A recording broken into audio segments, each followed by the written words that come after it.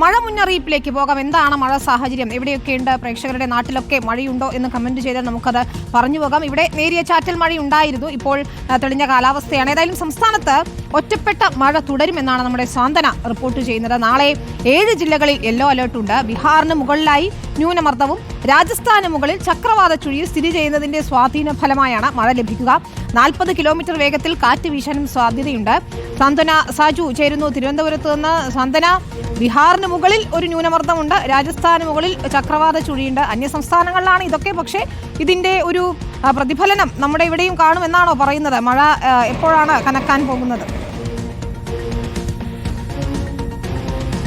വിനിത, കഴിഞ്ഞ ഒരു 2-3 ദിവസം നോക്കുകയാണെങ്കിൽ കേരളത്തിൽ വലിയ രീതിയിലുള്ള ഒരു മഴ ഉണ്ടായിരുന്നില്ല. അതുപോലെ തന്നെ മഴ മുന്നറിയിപ്പും നൽകിയിരുന്നില്ല. എന്നാൽ നാളെ മുതൽ വീണ്ടും മഴ മുന്നറിയിപ്പ് ഇപ്പോൾ കേന്ദ്ര കാലാവസ്ഥാ വകുപ്പ് നൽകിയിരിക്കുകയാണ്. നാളെ ഇപ്പോൾ ഒറ്റപ്പെട്ട ശക്തമായ മഴ ഉണ്ടാകുമെന്നാണ്, അത് വ്യാപകമായി തന്നെ ഉണ്ടാകുമെന്നുള്ള ഒരു അറിയിപ്പാണ് ലഭിച്ചിരിക്കുന്നത്. അതുമായി ബന്ധപ്പെട്ട് നാളെ ഇപ്പോൾ 7 ജില്ലകളിൽ മഴ മുന്നറിയിപ്പും നൽകിയിട്ടുണ്ട്. യെല്ലോ അലേർട്ടാണ് നൽകിയിരിക്കുന്നത്. ആലപ്പുഴ, എറണാകുളം, തൃശൂർ, മലപ്പുറം, കോഴിക്കോട്, കണ്ണൂർ, കാസർഗോഡ് ഈ 7 ജില്ലകളിലാണ് നാളെ ഇപ്പോൾ യെല്ലോ അലേർട്ട് നൽകിയിരിക്കുന്നത്. അതുപോലെ തന്നെ അടുത്ത 3 ദിവസം തിങ്കൾ, ചൊവ്വ, ബുധൻ ഈ 3 ദിവസവും 4 ജില്ലകളിൽ വീതം യെല്ലോ അലേർട്ട് നൽകിയിട്ടുണ്ട്. അത് മലപ്പുറം, കോഴിക്കോട്, കണ്ണൂർ, കാസർഗോഡ് ജില്ലകളിലാണ്.